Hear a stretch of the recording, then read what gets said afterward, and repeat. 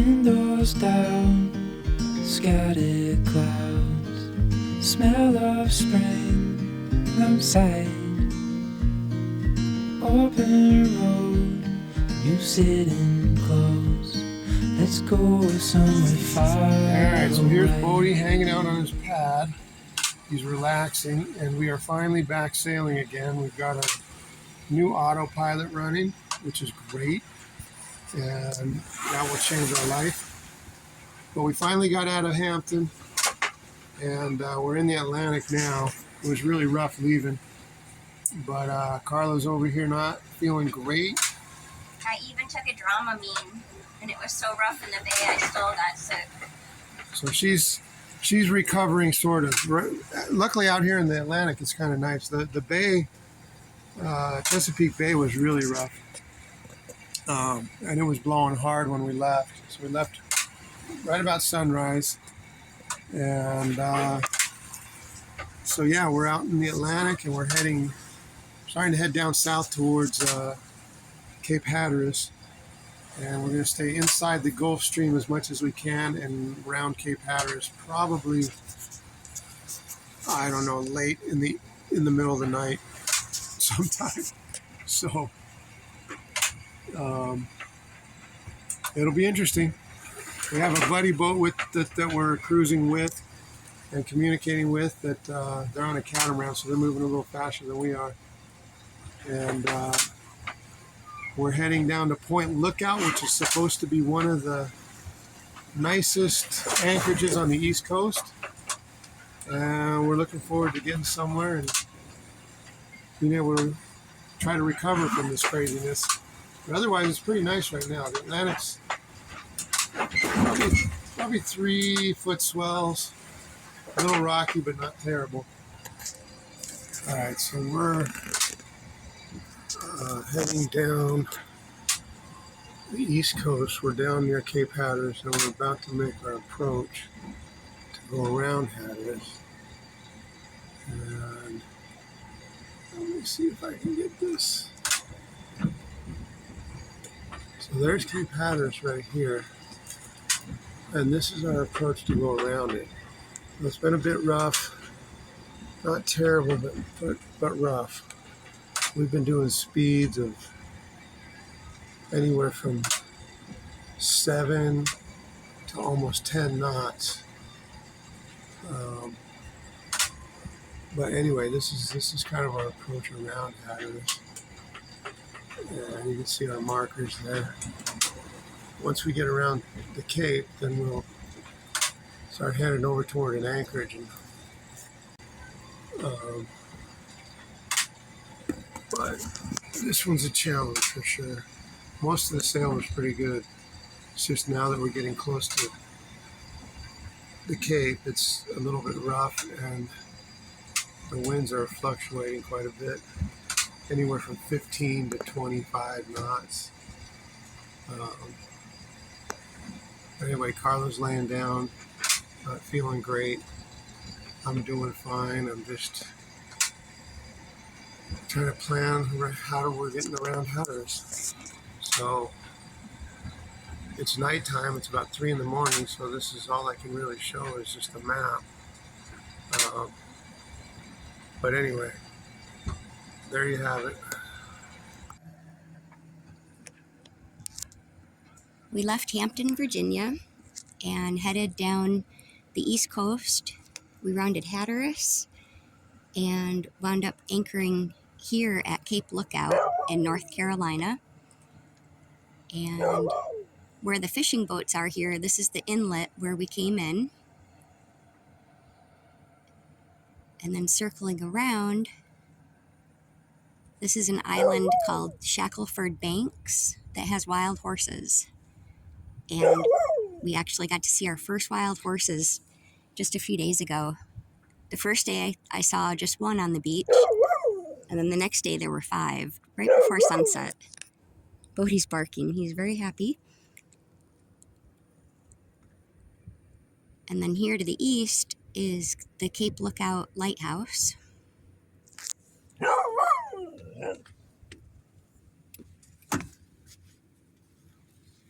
Hi, Bodhi. Bodhi's wearing his new offshore life jacket that we bought for him.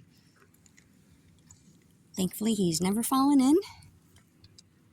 And so this, hey, so this is a pretty large anchorage, and like I said, we're anchored at the inlet right now because there were north winds when we first came in, and it was more protected up here.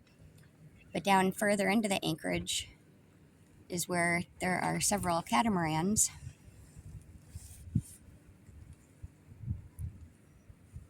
And our friends Jason and Joy, who we buddy boated with on Lucky Star, they're way down at the bottom of the anchorage. They told us they've been seeing dolphins every day.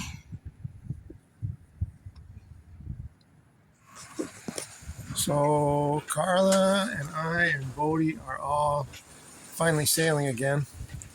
We're off the coast of North Carolina, and we're sailing down to Fernandina in Florida, right sort of the top north part of Florida. And we're going to go in there. We're going to probably spend a night or a few nights there waiting for a Bahamas weather window. So we're finally sailing again. And Bodhi's over here laying down. So we made tons of improvements on the boat. This has been almost a year and a half waiting to get back out again. Not a year and a half, about a year. Working on the boat in Hampton, Virginia. And we're finally back out. We rounded Cape Hatteras, which was quite the adventure. We did about a 200-mile route around Cape Hatteras. We grounded the boat in Cape Lookout, coming up to the anchorage in the dark. And we grounded pretty hard, ground down the bottom pane a bit, down to the fiberglass, right on the keel. But it's just a small little patch about the size of a hand. So we're not going to worry about it too much right at the moment. When we get to the Bahamas, we'll probably patch it with a little bit of epoxy just to make sure it's sealed. But otherwise, we're cruising along comfortably. We're doing about 6 knots, somewhere between 5.5 to 6 knots, sailing along. And it's very pretty out. This is our view. We've got the bimini opened up, so we got the airflow coming through. And a neighbor boat of ours over there, they were neighbors of ours while we hung out in a slip for a couple nights because it got pretty crazy down where we were at. It wasn't too bad where we were. Cape Hatteras, they had 50 to 60 knot winds. And we were just south of that a little bit in Morehead City, which is really pretty cool. And so we got a slip for a couple nights because we knew it was going to get rough. But it wasn't too bad. We had about 30 knot winds, probably averaging about 20 knots. And we were fine in a slip. We slept good, met some cool people. But there's a boat out there that was one of our neighbors, and they helped us actually get out this morning.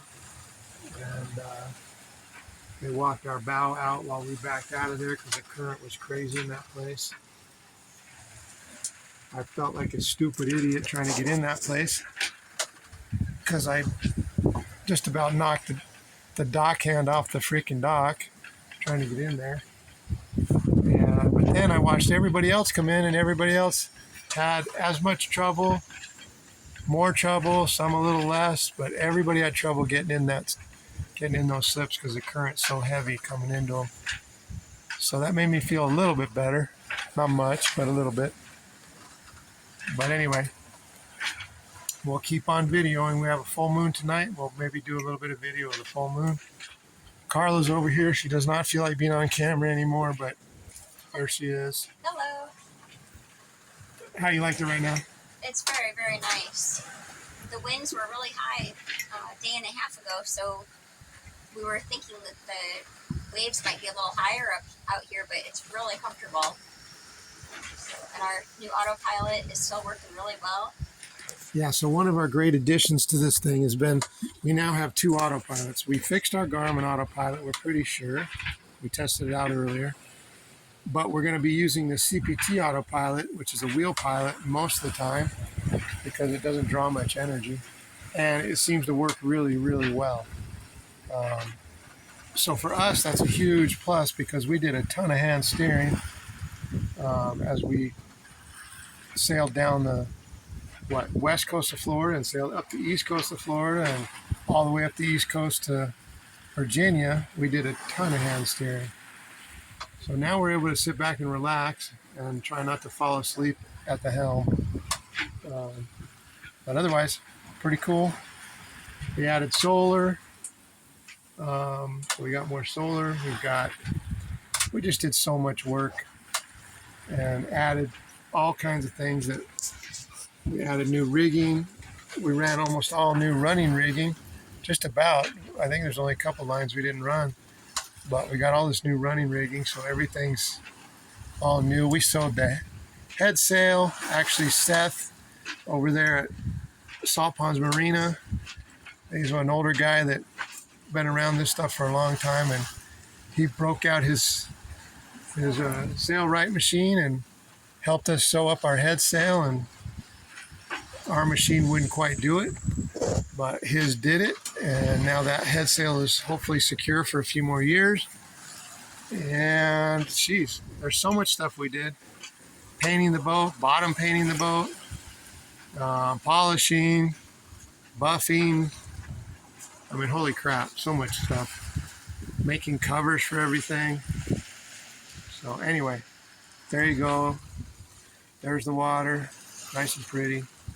I'm not going to show my face because it's not nearly as nice as all this other stuff around us. So you don't need to see me. Anyway. So Carl and I were talking about what additions that we made to the boat we thought were some of the best things. Autopilot was first, and then we added AIS transceiver so that now we transmit and we receive. So we thought that was a big plus. Now everybody can see us on AIS. We didn't have that before. We could see everybody else, but they couldn't see us. So we now have all that. And what was the other thing? Oh, the EPIRB. We got a new EPIRB for the boat. And we had personal EPIRB, personal beacons, PLBs that we both had for most all of our sailing, and we didn't have an EPIRB on the boat, so we added that in. We thought that was important. And we got Bodhi this killer life jacket, more expensive than frickin' any life jacket we own, I think. Let me see it. Carla's now, look at that. Holy crap. Bay Dog life jacket. We're not getting paid by them.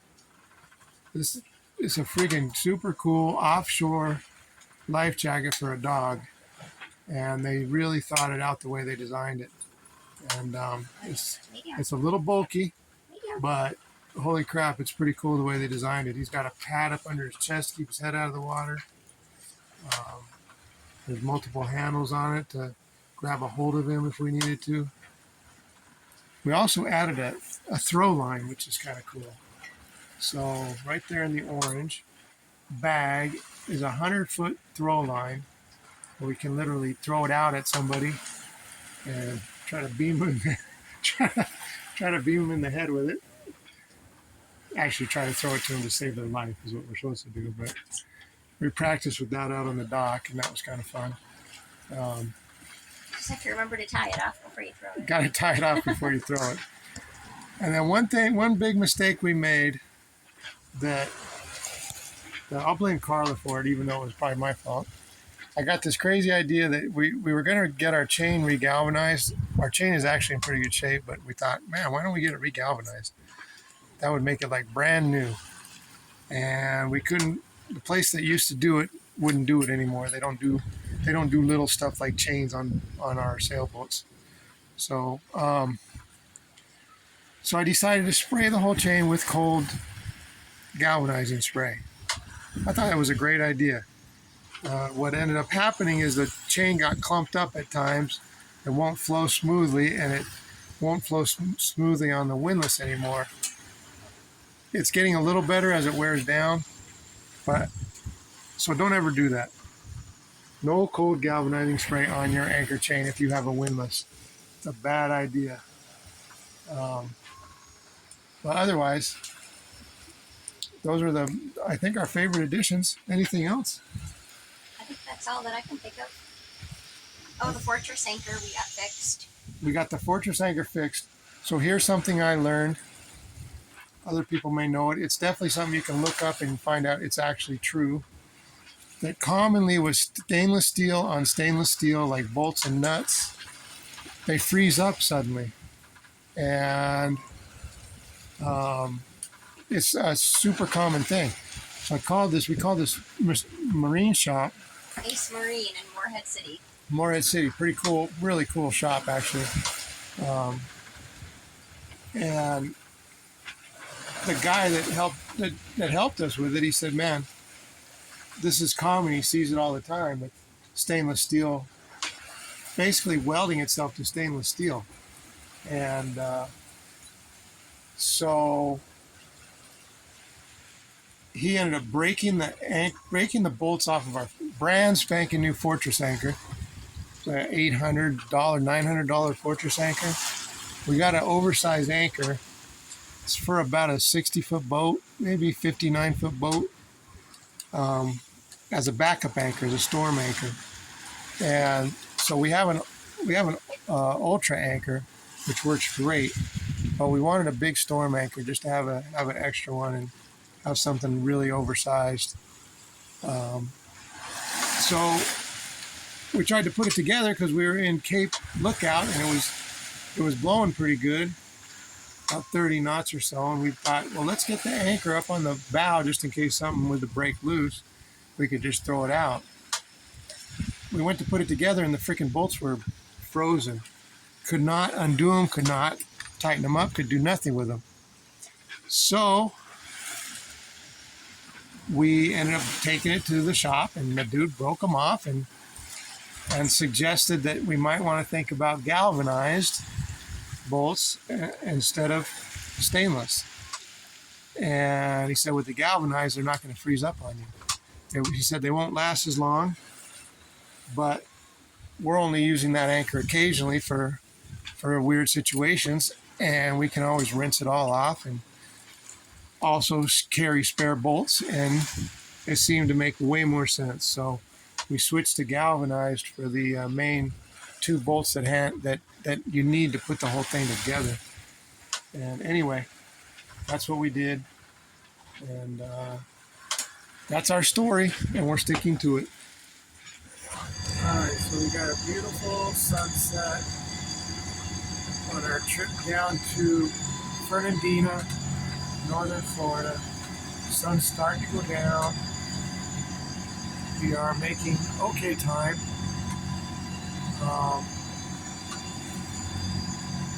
We got to go through tomorrow, and we may have to do one more night.